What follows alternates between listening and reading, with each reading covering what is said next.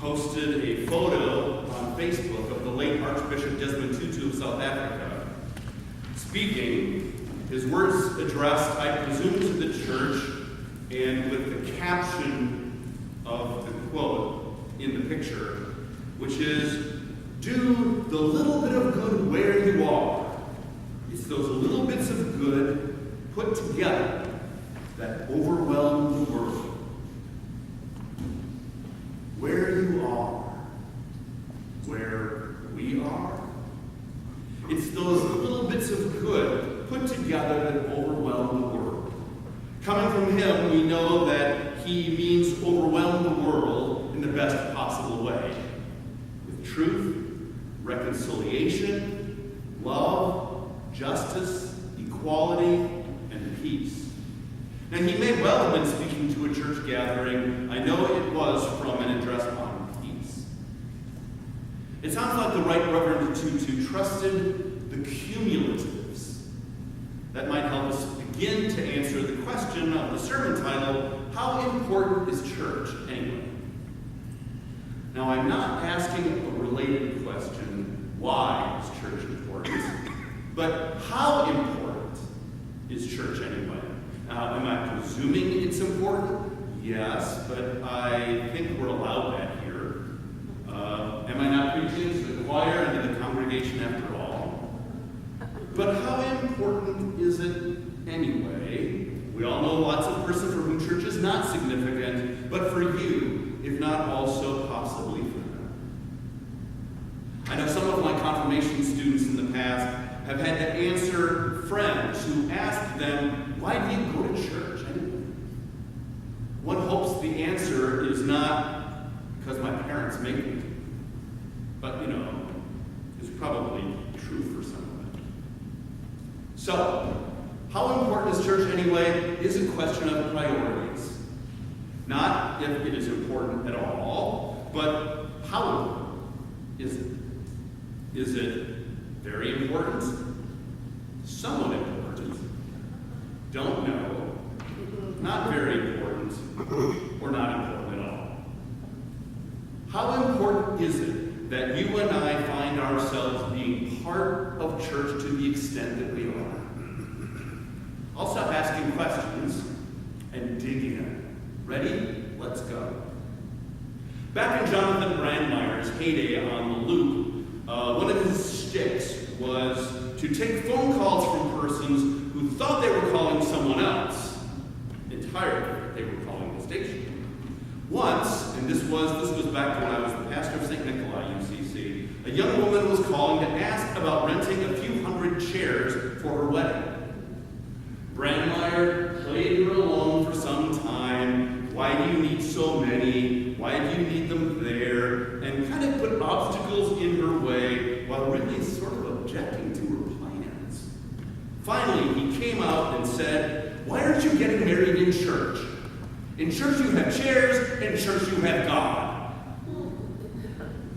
Yes, in church you could say we have God, or God has us. Is God present outside the church? Of course. God is everywhere. Psalm 139. But in the church building or community is where most of us begin to learn about God in the Bible. In my house, growing up, I don't remember God being invoked. We did not pray before meals.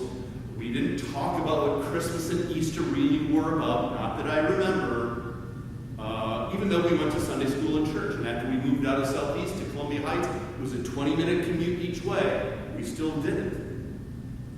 It was up to First Congregational, however, for the Lanford kids to be introduced to the teachings of Jesus and to believe that there is a loving God. We heard Beth read from Deuteronomy. Hear, O Israel, the Lord is our God, the Lord alone. You shall love the Lord your God. Keep those words that I am commanding you today in your hearts. Recite them to your children and talk about them when you're at home and when you're away. Recite them to your children. Talk about them at home and when you're not at home. The words of God were taught in the family. the synagogue, which held the scrolls and the rabbis, and they did take over much of the institutional religious education. And even at the outset, Christians met in groups, and generational faith growth came also at home, supported by the church gatherings and then an institutional church. In church you have God. Well, we hope so. It's understood that as churches tried to fulfill their calling, some persons, from experience, only associate church with boring worship or with some other unwelcoming, untrustworthy, or controlling characteristics. There might even have been an abusive pastor, priest, or lay leader. There are many hurt people for whom church is not important and maybe even seen as an enemy. Others never were introduced to a community of faith. Church, what is that again?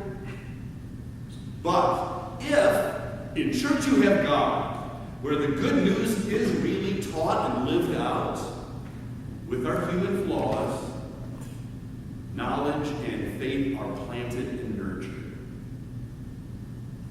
How important is church anyway? Now, some of that turns out to be very personal and individual.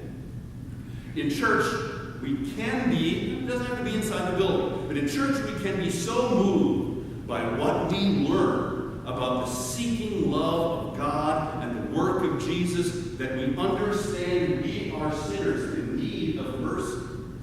And God supplies overflowing riches of grace through the life, death, and resurrection of Christ. Lives are changed.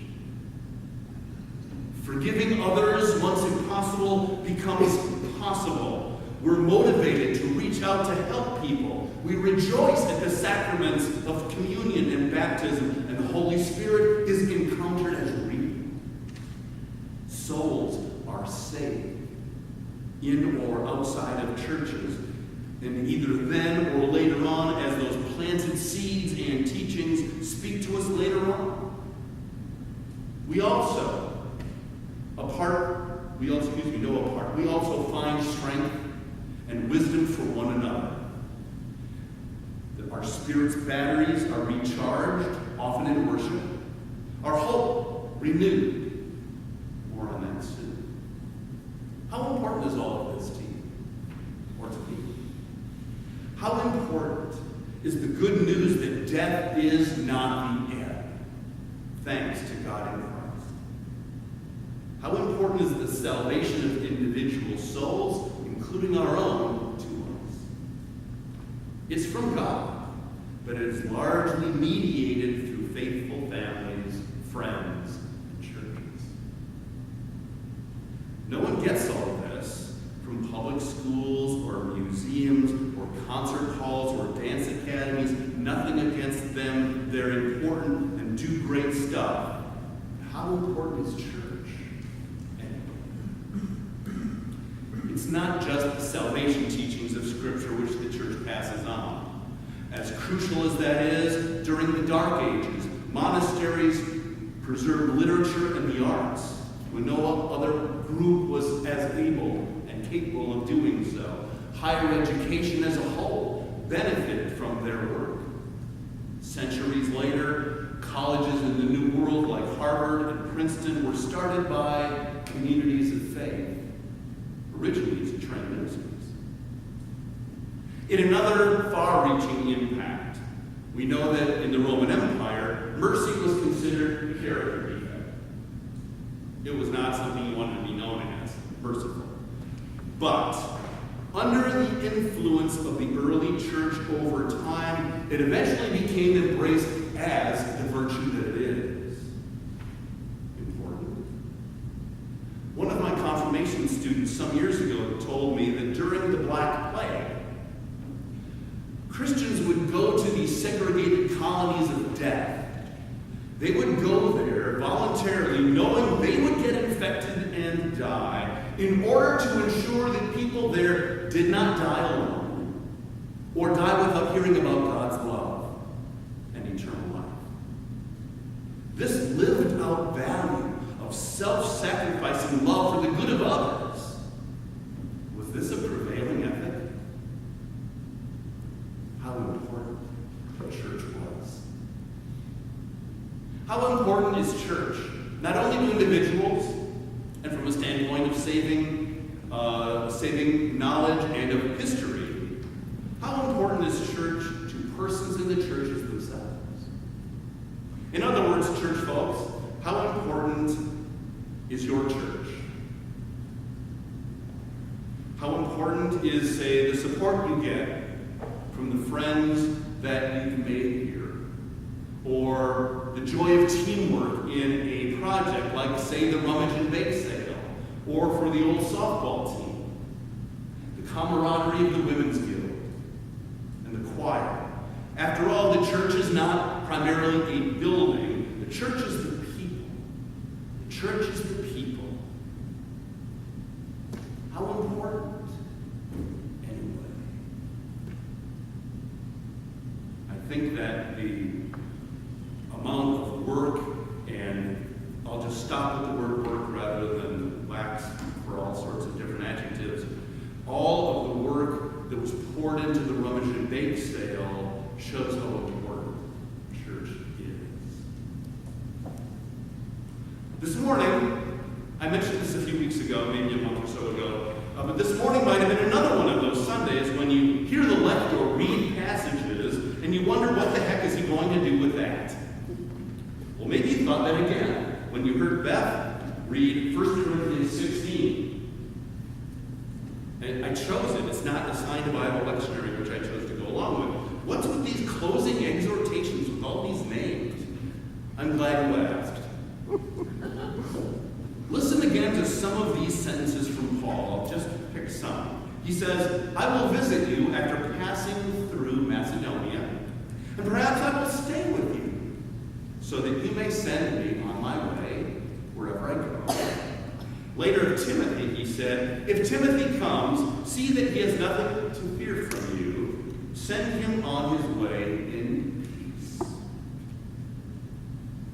Many of us remember the recently departed to the northwest Lundin family, or Dale and Gina Zelenka, or further back the Bispings or the Harmses. They spent time with us at St. Peter's. They journeyed with us. They stayed with us in this fellowship for a while. But then life and God sent them elsewhere. How important is that to you, to them, that we had that time together? It is because, primarily, I think, of church, these relationships happen and blossom. How important is church anyway, when those relationships are not just with those who have come and moved on, but with those who remain, and with those who are newer members and friends, and those even newer yet? How important is it to each other that here we do pray for one another, we encourage one another, we show up for each other, we study and cry and laugh with each other, and we find higher purposes for our lives together? Oh, that's a great segue to this. Here's another of Paul's paragraphs we can apply. Now, concerning our brother Apollos, this is very interesting. Concerning our brother Apollos, I strongly urged him to visit you with the other brothers, but he is not at all willing to come now. He will come when he has the opportunity. Oh. Sounds like there has been a conflict between brother Apollos and maybe some in the Corinthian church. But he will come when he has the opportunity. Real forgiveness, conflict resolution takes time. Paul is sure he will come around, or the Corinthians will. This is about reconciliation. In healthy churches, we seek reconciliation of our differences. It is a strength when we accomplish it. We know God's pleased. How important to you or me is that? How important is it when we make our common but uncommon faith in Christ more important than things which may divide us. How important is that? It's incredibly important to me. Lastly, you get this one. Now, brothers and sisters, you know that the household of Stephanus have devoted themselves to the service of the saints. I urge you to put yourselves at the service of such people and of everyone who works and toils with them. Like them then, we join together in service for the benefit of one another sometimes, and much more often for others. We just finished that rummage and bake sale, except it's not really totally finished. You know, there's some things going on today, and hopefully the rest of whatever money comes in, it's another week to go. Yes, it raised funds for us. It also tightened relationships among those who work to make it happen from all these various parts and corners of the whole process. And it blessed the persons getting rid of rummage. And the persons who bought it and needed something cheap at a discount. Thank you, thank you, thank you. And we cook for and serve at the kitchen of a Just Harvest. In November, we collect things needed for veterans to move from homelessness into a home through donations, including the work done at the Bunko raffle and the raffle party. We have jewel gift cards that we give to those who come to our door at a specified time. In December, we put hundreds of dozens of cookies in baggies for the night ministry to share, along with knit hats and all other things that you guys know we put together. On and on, we work together for the good of others as a witness to not only how important our church is, but really how important our faith and our neighbor love is. Church folks, how important is church to you anyway? It is not just how important folks are to each other, or just how foundational what we receive or learn here is, but how important is what we do for others also.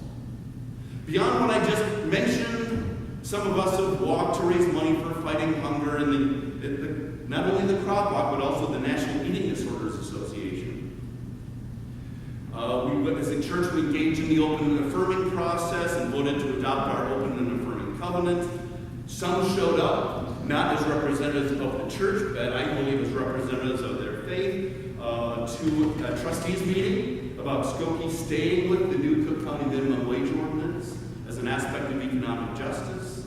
10 years ago, we invited people to confront banks that helped crash the economy, and went to people on foot, door to door, whose homes were in foreclosure, to tell them about the court-ordered mediation that they could have and probably didn't know they could have. Some of these are older news, but how important is church anyway? When we've got the chance to be part of so much good, can give to and find purpose in extending the realm of God in various ways, with our various gifts, and our various different levels of time and energy and skills, right here and around us and beyond us. As Brother Desmond Tutu said, do the little bit of good wherever you are. It's those little bits of good put together